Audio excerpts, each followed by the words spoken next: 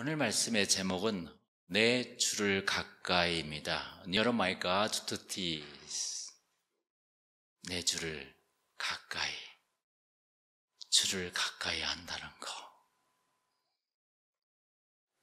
1912년 4월 13일 2200명의 승객을 실은 초호화 여객선 타이타닉 혹 알죠? 침몰하였어요. 그래서 1517명의 사망자가 발생한 것이었습니다. 그때 그 죽음의 현장에서 마지막까지 목숨을 버리며 연주되었던 곡이 338장 내 주를 가까이 찬송입니다. 그 찬송가 2절에 보면은 이런 가사가 쓰여 있어요. 내 고생하는 것 옛 야곱이 돌베개 베고 잠 갔습니다. 꿈에도 소원이 늘 찬송하면서 주께도 나가기 원합니다. 2절에 오늘의 주인공 야곱이 나옵니다. 야곱이 돌베개를 베고 눈물을 흘리며 잠을 잤던 이야기가 구슬프게 성경에 나와 있죠. 1856년 영국 최고의 여배우 세라 풀러 애덤스는 폐결핵으로 죽어가면서 지었던 가사입니다. 야곱이 형 에서에게 쫓기는 몸이 되어서 외삼촌 라반의 집으로 가던 중에 돌베개를 베고 잠이 들어 꿈속에서 하나님의 음성을 듣고 기도하는 장면을 떠올리던 순간 지금까지 그녀가 붙들고 있었던 자신들의 꿈이 떠올랐다고 합니다. 쫓기는 신세의 야곱이 광야에서 의지할 곳이 없어서 캄캄한 밤중에 돌베개를 베고 눈물을 흘리던 야곱의 모습이 마치 지금 자신의 모습 같았다고 간증했습니다. 질병으로 인해 육신의 아름다움과 세상을 향한 꿈은 사라졌지만 그와 비교할 수 없는 또 다른 꿈이 있다는 것을 그녀는 깨닫게 되면서 그 감동을 시로 적기 시작했던 곡이 오늘 우리가 불렀던 내 주를 가까이입니다. 여러분, 세상과 물질보다도 내 주를 가까이 하기를 축원합니다. 인생은 소유보다 존재 가치입니다. 독일 프랑크푸르트의 출신 에르히 프롬이 썼던 책 소유냐 존재냐라는 것을 저는 다시 보게 됐었어요. 거기에 보면은 이런 말씀이 나와요. 제목이 구약성서와 신약성서 그리고 에크하르트 수사의 저술에 나타난 소유와 존재라는 책 페이지 중에서 78페이지에 이런 구절이 나옵니다. 구약성서의 주요 주제 하나는 네가 가지고 있는 것을 떠나라. 모든 속박으로부터 너 자신을 풀어라. 존재하라. 이다. 라고 첫머리에 쓰여 있어요. 그러니까 한마디로 이 구약성서의 가장 중요한 주제는 창세기 12장 1절에 너는 본토 친척 아비 집을 떠나라. 이렇게 말했던 것처럼 그 자체는 소유에서 떠나는 것이 존재라는 것이다 라고 에릭 프롬은 이야기합니다. 놀라워요. 소유냐 존재냐. 이러한 관점에서 신약 복음서의 주제를 또 뭐라고 써있는가 하니 신약성서 이렇게 제목에서 이 복음서에서 발견되는 중심 전제는 모름지기 인간은 모든 탐욕과 소유욕을 떨쳐버리고 자신을 소유의 구속으로부터 완전히 해방시켜야 한다는 요청이다. 이렇게 써놓습니다. 참 놀라운 통찰력을 가지고 있습니다. 그러니까 인간의 참 자아는 소유 가치가 아닌 존재 가치에 대해서 규정된다는 것입니다. 믿습니까? 돈과 권력을 가지고 있으면서 얼마나 못된 사람들이 많습니까? 여러분들은 떠나고 있습니까? 오늘 그것이 오늘 말씀의 가장 큰 논제입니다. 떠난다. 제가 10절에 보니까 오늘 첫마디에 야곱이 브엘세바에서 떠나 하란으로 향하여 가더니 이 말이 딱 클릭됐어요. 야곱도 떠나고 있습니다. 어디를 떠나죠? 자기의 고향 브엘세바, 자기 친척 아비집을 떠나고 있는 거예요. 그럼 왜 떠났어요? 우리가 지난주에 많은 것을 들었죠? 야곱의 입장은 에서를 피해서 도망하고 있었지요. 그건 팩트, 사실이에요. 그러나 하나님의 관점은 달라요.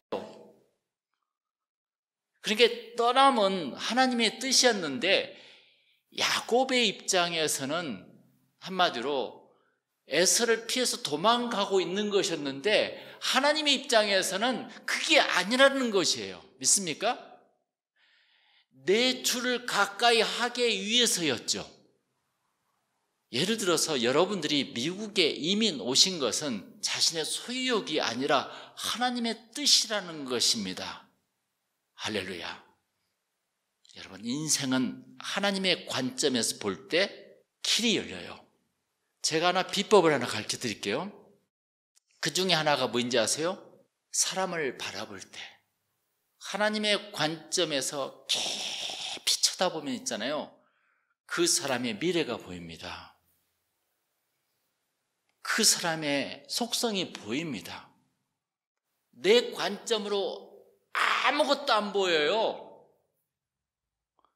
깊이 기도해보면 사도행전 2장 17절에 나오죠. 베드로의 오순절 설교처럼 말세 내가 내 영을 육체에 부어주리니 자녀들이 예언할 것이요 젊은이들이 환상을 보고 어른들이 꿈을 꾸리라 그랬어요.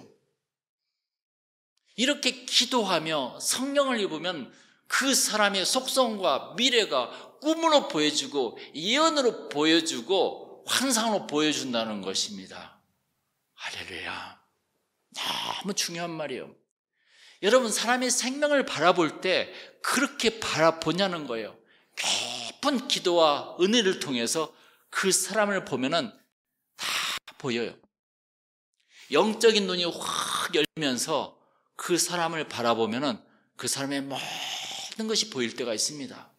하나님의 관점에서 보면 야곱이 소유를 떠나서 탐욕과 욕망을 떠나고 있는 것입니다. 그리고 7년 21년 후에 야곱이 다시 돌아오죠. 그랬을 때 자신의 존재 가치를 알게 돼요. 소유냐 존재냐. 여러분, 인생을 소유하기 위해서 얼마나 시간을 허비합니까? 아니에요. 존재가 중요한 거예요. 내가 누구인가가 중요해요.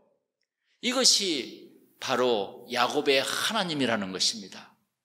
원래 야곱은 어떤 사람이었습니까? 야곱은 남다르게 억척스럽고 자기 싫어하는 성격을 가지고 태어난 사람이었습니다. 거기 보면은 26절에 보면 이렇게 나와요. 후에 나온 아우는 손으로 에서의 발꿈치를 잡았으므로 그 이름을 야곱이라 하였으며 이렇게 나옵니다. 야곱의 뜻은 발꿈치를 잡았다 이거예요. 이 야곱은 쌍둥이로 함께 잉태된 에서가 먼저 출생한 것을 참을 수가 없어서 뱃속에서부터 형의 발꿈치를 붙잡고 따라 나왔다는 것입니다. 그는 형의 장자권을 팥죽 한 그릇으로 꿰어 빼앗았을 뿐 아니라 아버지 이삭에게 속임수를 써서 축복도 가로챘어요. 그래서 야곱은 참 욕심이 많았어요. 목적을 위해서는 수단과 방법을 가리지 않았죠. 그와 반면에 에서는 또 어떤 사람이었습니까? 참 에서가 장자의 명분을 가볍게 여기었다고 창세기 25장 34절에 나오죠.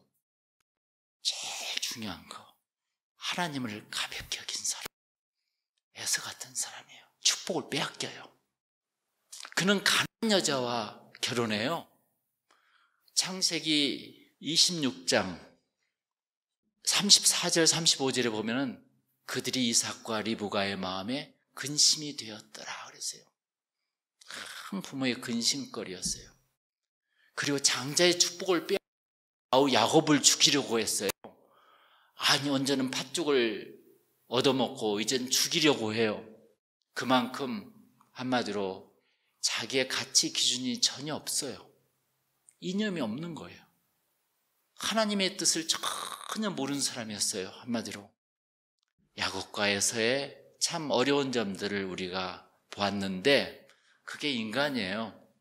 우리 인간에게는 야곱 같은 거, 에서 같은 것이 다 이렇게 함께 존재해요. 그것을 어떻게 다스리느냐, 그 중에 하나가 뭐예요? 야곱은 떠남으로써 하나님을 체험합니다. 맞습니까?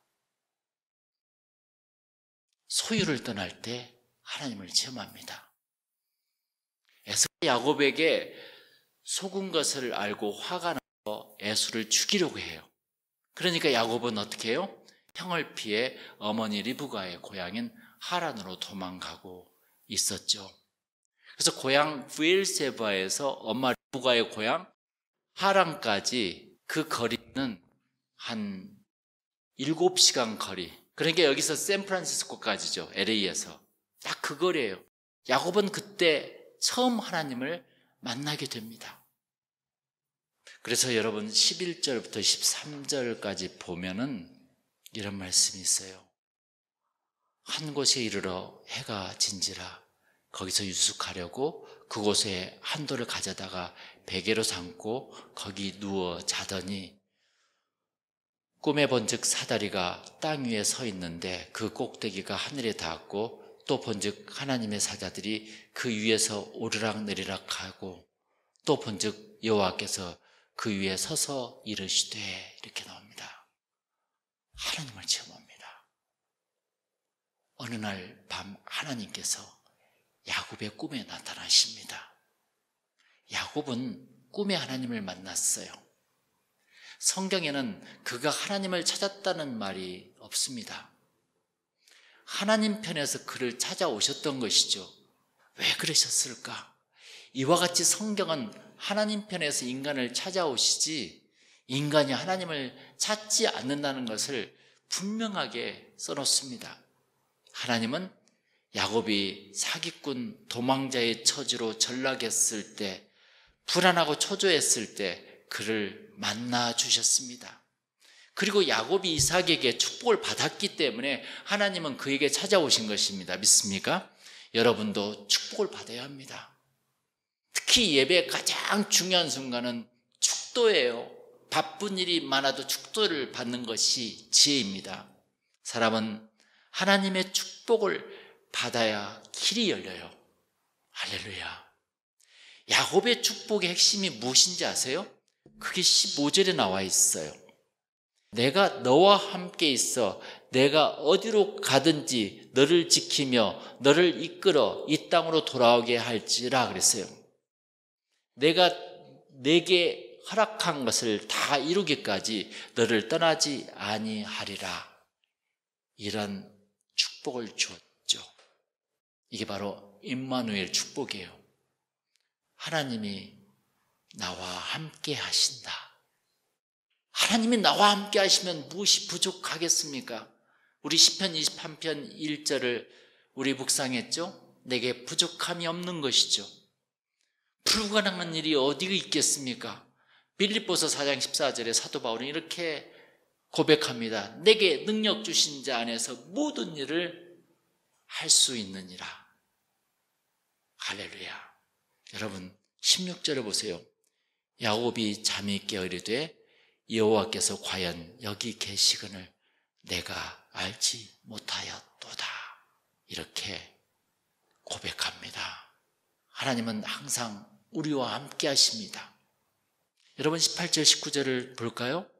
야곱이 아침에 일찍 일어나 베개로 삼았던 돌을 가져다가 기둥으로 세우고 그 위에 기름을 붓고 그곳 이름을 베델이라 하였더라. 이 성의 옛 이름은 루스더라. 야곱이 서원하여 이르되 하나님이 나와 함께 계셔서 내가 가는 이 길에서 나를 지키시고 먹을 떡과 입을 옷을 주시오. 이렇게 쭉 나오죠. 축복을 받는 자는 아침에 일찍 일어나서 기도하고 예배를 드립니다. 이것이 축복을 받은 증거예요. 축복을 받은 자가 하루를 그냥 아무렇게나 살지 않습니다. 축복을 받으면 당연히 이렇게 돼요. 축복을 받은 자는 그 다음 뭘 하는지 아세요? 주님께 약속을 해요. 선할 줄 압니다. 하나님께 약속을 합니다. 앞으로 제가 이렇게 살게요. 과거처럼 살지 않을게요. 야곱이 서원한 내용이 여러분 무엇입니까? 그게 바로 오늘 20절, 21절에 나와 있습니다. 우리 다 같이 한번 읽어볼까요?